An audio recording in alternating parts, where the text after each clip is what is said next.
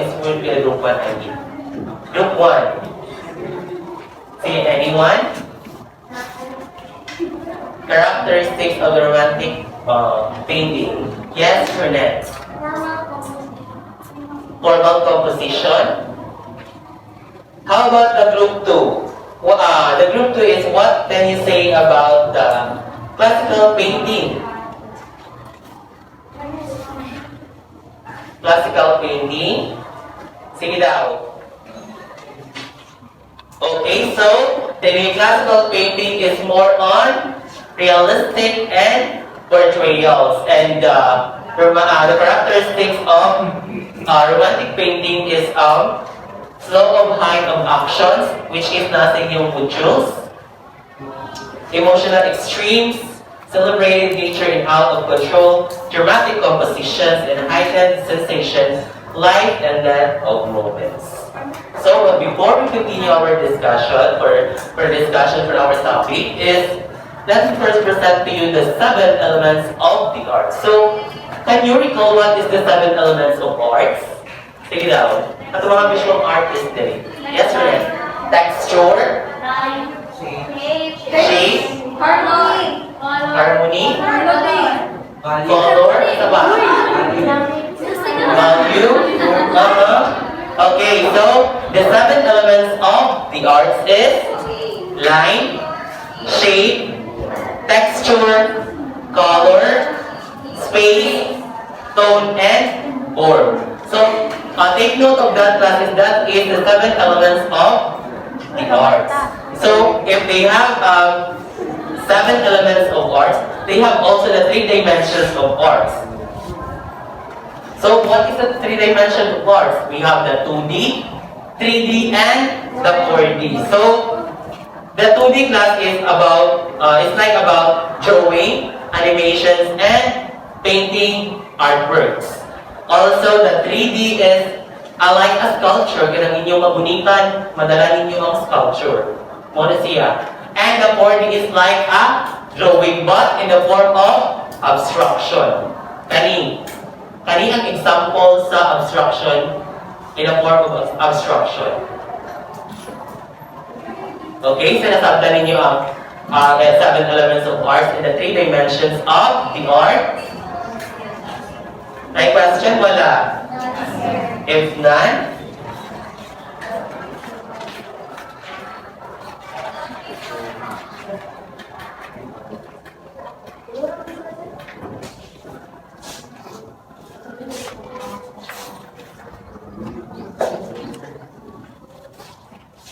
okay, so our topic for today is about the neoclassicism and romanticism. So, neoclassicism and romanticism is about Rococo movement that flourished across Western Europe and United States, which span approximately of the 18th and 19th century. So, what is here is neoclassicism and romanticism class is the 18th century and the 19th century. So, neoclassicism, 1780s.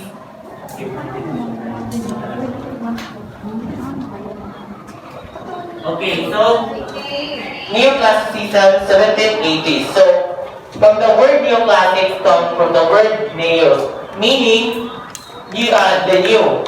And the Latin word classicus, which is similar in the meaning to the English phrase first class. So, what is siya ang neoclassicism class? Let's focus also on neoclassicism class. Focus also in the decorative and the visual arts, literature, theater, music, and the architecture. So, one of the main also is about the age of reason or the age of enlightenment. So, nasabtan ang neoclassicism. Okay, let's proceed to romanticism. So, romanticism class is 1800s to 1810s. Romanticism class, kung ingon ako sa inyo about sa music, is all about the expressions of emotion, both subtle and stormy. Ano maging class is, romanticism class is more on about emotion, human feelings, and expression. So, narito pa rin yung itong sa, about sa romantic o sa music, di ba? More on emotion. So, that's in the romanticism. So, let's proceed to the neoclassical painting. So, a neoclassical painting class is an artist embrace and the ideals of order and moderation in which artistic interpretations of classic Greek and Roman history were restored to realistic portrayals. So, ang neoclassical painting class talaga, focus lang siya about sa, masagalin ko na ako kanina, about sa, is more on realistic and portrayal. So, ang ilang mga painting diri class is more on portraits. Nasabtan? Okay, so, in neoclassical painting class, they have two artists, which is the first is Jacques-Louis David, and the number two is Jean-Auguste Dominique. Okay? So the first artist is the Jacques-Louis David. So si Jacques-Louis David class is an influential French painter in neoclassical style. He also style of history painting. So siya ay French artist in 1748 to 1812 France. So iyang mga artworks is about Ode of the Hurachay, not Huratay. Okay? Hurachay. Hurachay. The second one is the Death of Marat. And the last one is Napoleon Crossing the Alps. So let's proceed to the Ode of Marat. So what is the story behind about this? So the story about behind this class is the three brothers also who appear willing to sacrifice their lives for good of Rome. So the Italo brothers are willing to sacrifice ang ilang self para sa ilang bansa, which is Roma or Rome. Muna siya. So what did you see about the painting class? Is it rough, smooth, or glossy? Ano sa yung mga painting? Rough? Isa yung smooth. Isa yung glossy. Or makintab. Okay. So the all of the artworks of Jacques-Louis David, based on my research, is all of this painting is on rough. Magaspang class is because ang gamit niya ng tela is itong baga tayo ng siya iyahang tela. Okay, so let's proceed to the Death of Marat. So the story behind about this class is napaka-late. Okay, sunod na. Okay, so the Death of Marat is about the story behind about this class is about the murder. So si Marat is killed sa iyahang friend, which is si Charlo. This because ang story aning is pagsiselos. Awag ay sikat maguli si Marat dati. And mauni siya about sa painting is isaksak siya sa until mamatay sa bathtub. Bathtub niya siya sa iyang paliguan. Understood? Okay, let's proceed to Napoleon crossing the Alps. So, the story behind this Napoleon crossing the Alps class is a composition shows a strongly idealized view the real crossing that Napoleon and his army made across the Alps through the Great Saint Bernard Pass in May 1800s. So, short story about any class is si Napoleon class is a leader sa iyahang mga tropa, which is nagsugod sila sa Australians. So, nalipit sila sa armies of Australia, which is nagsugod sila May 1800s, namatay sila on June 1800s. Kung ano ang gera gabi, ang gera sa ila sa una. Only ang story behind the Napoleon crossing the Alps. So, nasabdan ang mga paintings ni Jacques-Louis David. Polite question? Okay, if polite question, let's proceed to the second artist, which is Jean-Auguste Dominique Ingres, not Ingres. Ingres. Ang spelling ay class is E-N-G-R-E-O. Ingres.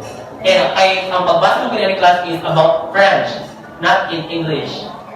Okay? Take note of that class. So si Jen August Dominic Engreo class is a pupil of Jacques Louis David. So estudyante siya ni Jacques Louis David. He also influenced by the Italian Renaissance painters like Raphael. So nag-influence siya si Raphael. Okay, so ang iyang famous artworks is the Apotheosis of Homer and the Portrait of Napoleon of the Imperial Throne. So ang iyang texture ani class is smooth. Kaya ang gamit niya diri mga tala is katong mga makinis. Katong pero mga makinis which is ang mga gamit niya ani sa pag-paint.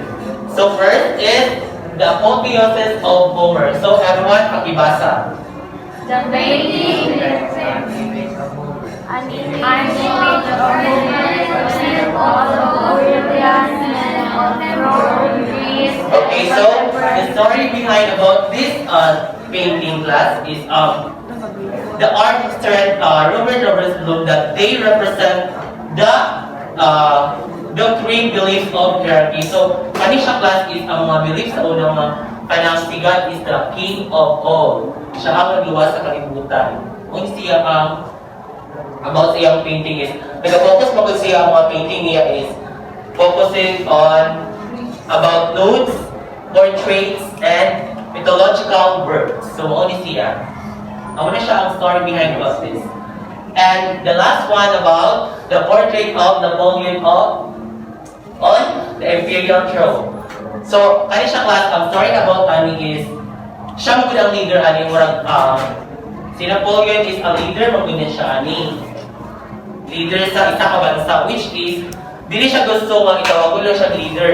Gusto ko siya a divine ruler. So what do you mean by divine ruler? Sige daw, kasi pagsabat niya sa divine ruler. So ang divine ruler class is, gusto niya kung tawagon siyang God. Gusto dili siya gusto malamangan sa uba, gusto siya lang din ang God na sa bahon nila. Sa isa ka country, mo siya ang inatabang na divine ruler, and this is the short story behind this painting. So nasabtan? Okay, balik ko na ako. So, the neoclassical painting, they have two artists, which is Jacques Louis David and Jean Auguste Dominic Engreo. Ang mga painting niya is ni Jacques Louis David is the own of Liberace, the death of Murat, and Napoleon crossing the Alps. And also the painting of Jean Auguste Dominic Engreo, we have the Apotheosis of Homer, and the last one is the portrait of Napoleon on the Imperial Throne. So, next question. Okay, if none, let's proceed to the romantic painting. So, the romantic painting class is the painting of the romantic period focused on emotion. So, atong inuna ko sa inyo which is nag-focus siya sa human feelings, expression, and emotion. So, only ang romantic painting. So, in romantic painting class, they have three artists, which is Jean-Louis Theodore Géricault, not Géricault, this is a French language class, this is a Géricault. The next one is Eugène Delacroix, not Delacroix. Okay? Eugène Delacroix. And the last one is Francisco Goya in Spanish. Okay, let's proceed to Jean-Louis Theodore Géricault. So, ang full name ni Jean-Louis Theodore Géricault is Jean-Louis André Géricault, Theodore Géricault, 1791 to 1824, France. Ibig sabihin, French. So, si Jean-Louis André Theodore Géricault class is a French master of the leader of the French realistic school. He also energetic, powerful, brilliantly colored, and entirely composed. So siya mag-compose ng mga brilliant. Kaya mag-class sila ang mga painting sa romantic painting class is mga glossy class, which is one texture is glossy. Kaya ano mong siya sa canvas. Katong canvas yung ilang i-create. Morning mga oil painting ilang gila-paint ani. So take note of that class. Ang texture sa romantic painting is a glossy. Mga makikita. Okay? So, sa